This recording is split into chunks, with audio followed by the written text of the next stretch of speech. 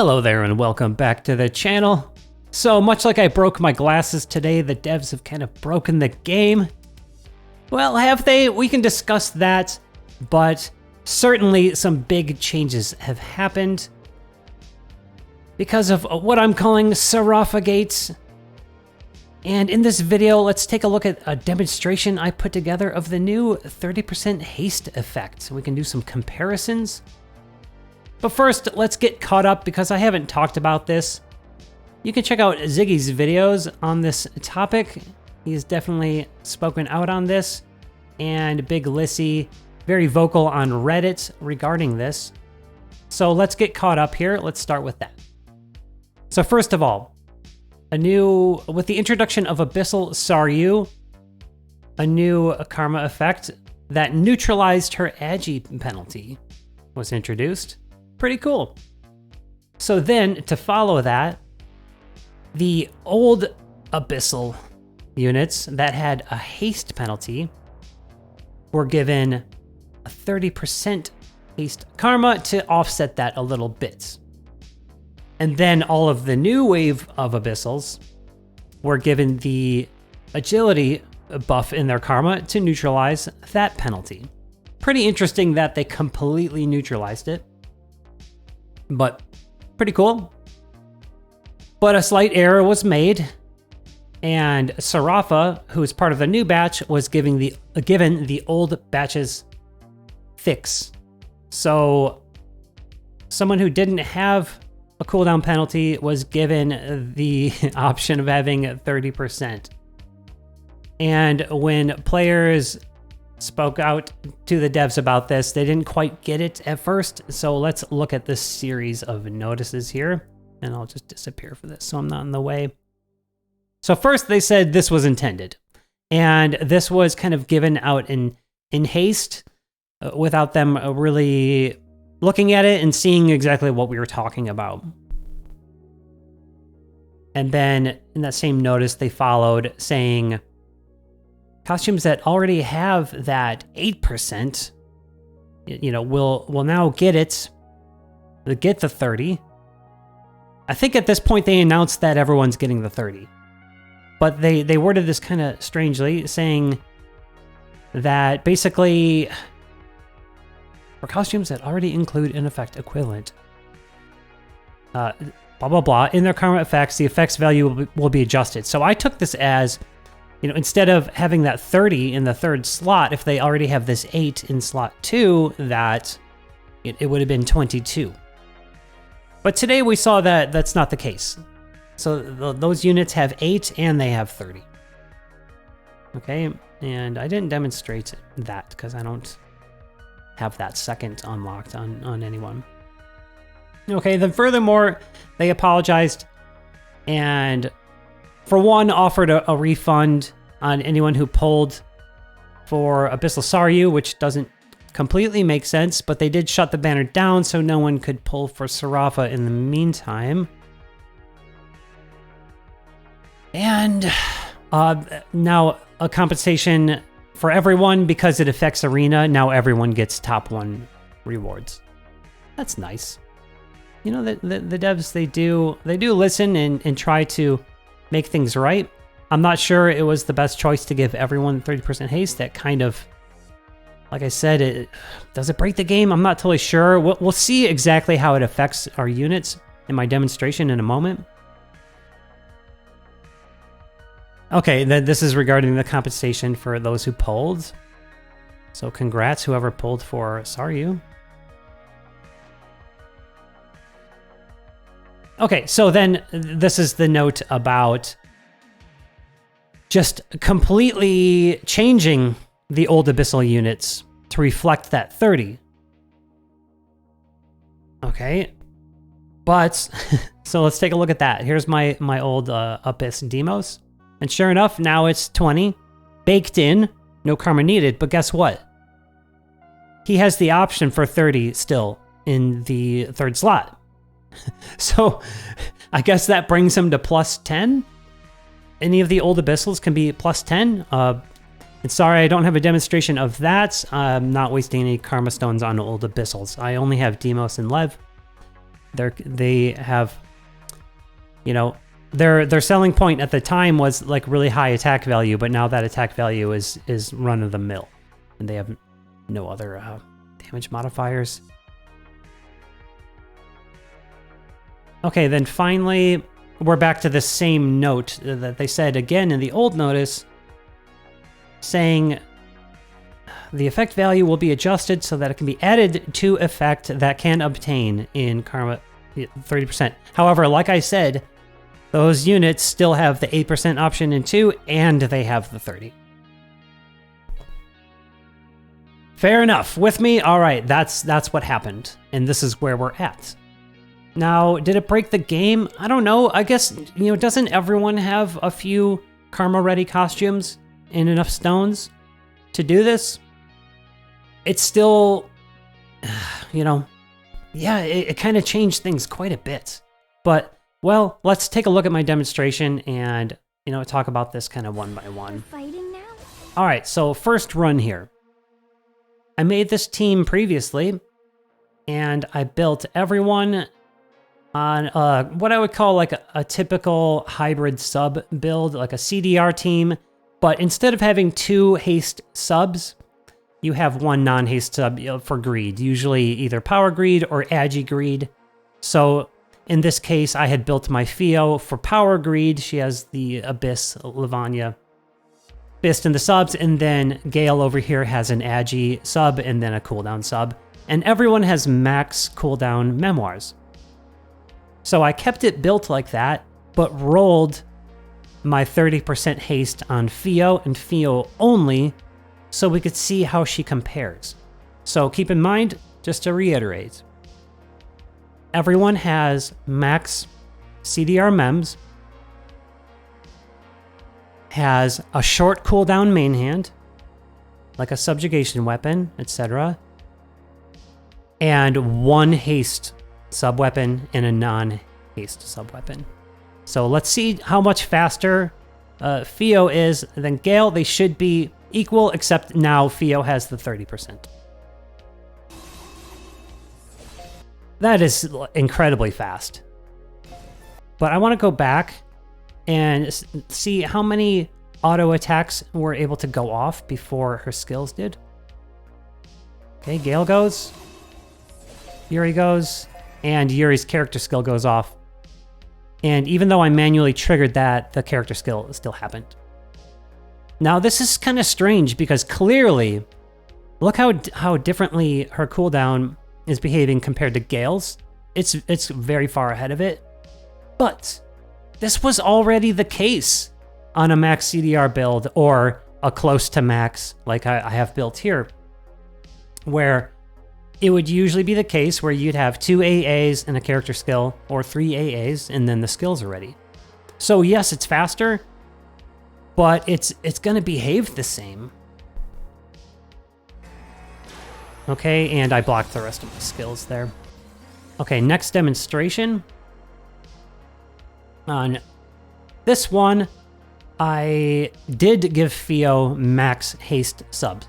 So she's got a short cooldown main hand, haste in both subs, and a full set of memoirs. Gale is still built the same as she was.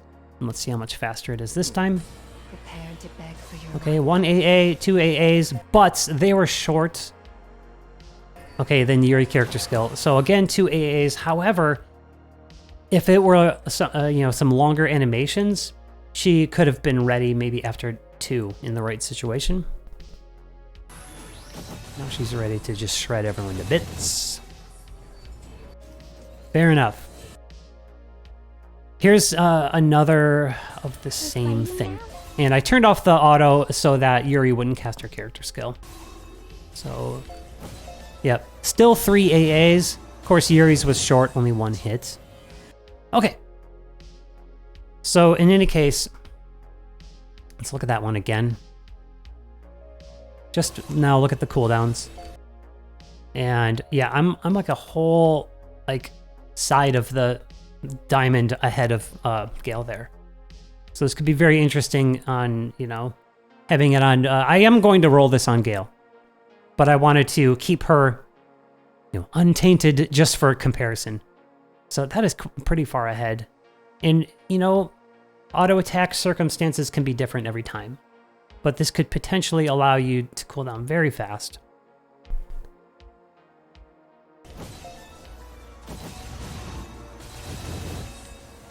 Okay, and in the next demonstration, I gave Theo an EX main hand and swapped, so she has a non-haste sub, a haste sub, full haste mems, and then an EX main hand. So really similar to the original build I showed, but with now like 23-second cooldowns.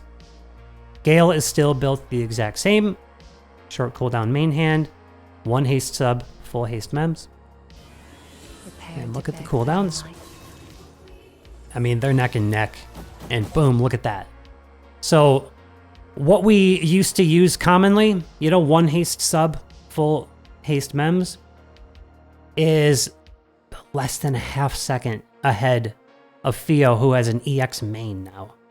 And that's the biggest selling point of this new 30% haste, is that now we can have EX mains and cool down just like a short cooldown weapon. The problem here is that it kind of it invalidates the subjugation weapons. They're still really good. They have the element buff on skill 1. The ROD weapons or other short cooldown weapons. You know, is there much point to having those short cooldown weapons other than the party element buff? So that's a little bit problematic, in my opinion. Now, the way I have this lined up is really nice because if it were on auto, with Gale positioned where she is, she's going to hit that element buff first, and then Theo's going to benefit from that. And that's what I do. I do that the party buff, and then Theo gets to light off. She doesn't even get to do a skill 2. Okay, cool. So here's the same exact scenario, but versus a tank team. Cut down everything in my way. And this doesn't further the demonstration that much further other than, hey, cool. And I haven't climbed, so these aren't top players I'm fighting, but again, we just want to demonstrate the cooldowns. Do not waste my time.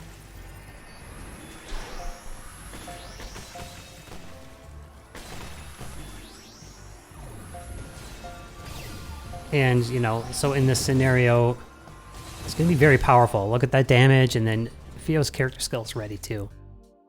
Okay, great. So now in this one, I wanted to see how Theo could do with max CDR. So she's got 2 haste subs, full haste mems, and an EX main. That is just the absolute most haste you can put on anybody.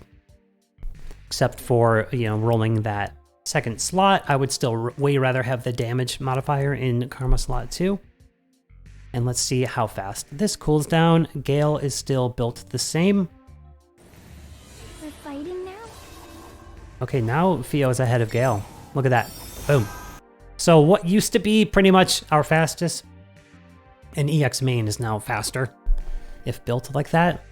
And if you don't have a lot of boon haste subs, it might not be worth it because you're going to be losing damage by doing a max haste build like that. So I just went ahead and just did Theo skills there.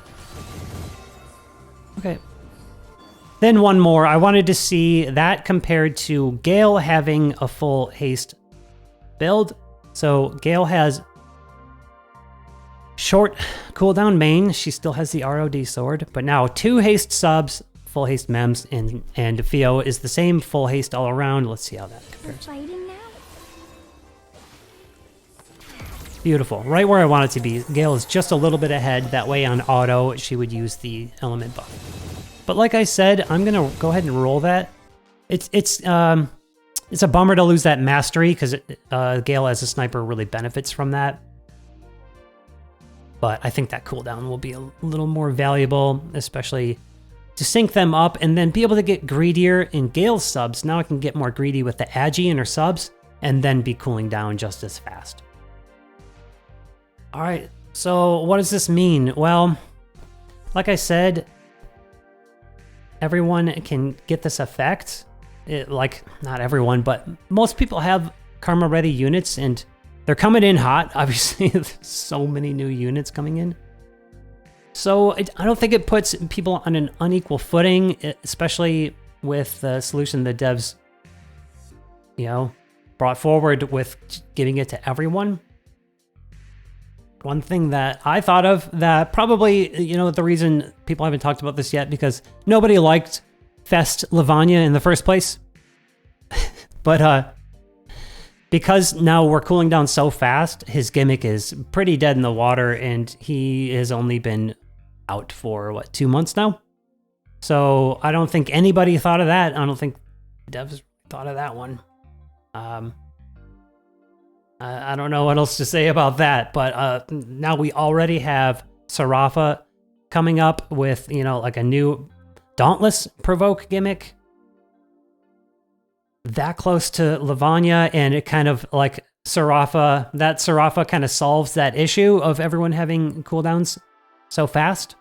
And of course, we can talk about her more in the banner review when I talk about her and talk about the new Dragon Quest units. So there are like some corners of the game that maybe, you know, this wasn't the best choice. A lot of people have talked about this. Of course, there's been a lot of community discussion, and the going sentiment is that they shouldn't have done this. That's, you know, oh, we broke one character, let's break them all. Maybe not the best choice. The oversight is a little concerning. I think, you know, I think maybe the dev team is really distracted right now with Ever Crisis launching. And hey, I am too. I'm playing that game too. I'm following them there. And, you know, there's been some things in that game too. And the devs listened to the players and already gave us quality of life. And the game's been out for only a month. So that's pretty cool. They do listen, but I think this was like an oversight and a hasty solution. That's pretty weird, and it's going to take a while for it to maybe smooth out. We have the end of Arena Climb coming soon. We'll see how it goes, but like I said, everyone has access to it, and I think, like, besides it completely ruining Lavanya's gimmick, you know, what AAs is he going to counter now? And now he doesn't. That was his gimmick that made up for the fact that he didn't have debuffs. He didn't have other things that, like, compared to Udeal. So now I think Udeal is going back to being the best, like, overall provoke tank. And, you know, this is heavy stuff. We just take it and roll with it, you know, and then it could just be interesting. Now we have a new, kind of like a meta shift in Arena, and we'll see how it goes and see how it goes with the new units that come out. Well, I don't know what else to say, so let me know what you think of this in the comments. And yeah, I will see you soon. I will be shooting a banner review for Marie and talking about this month. You know, it was nice of them to release the kit of all characters so that we could plan ahead. I'm not crazy about the separate banner thing, but of course we can talk about more about that in the next video. So look out for that one. Thanks as always for watching. That'll be it for this one. I'll see you in the next one.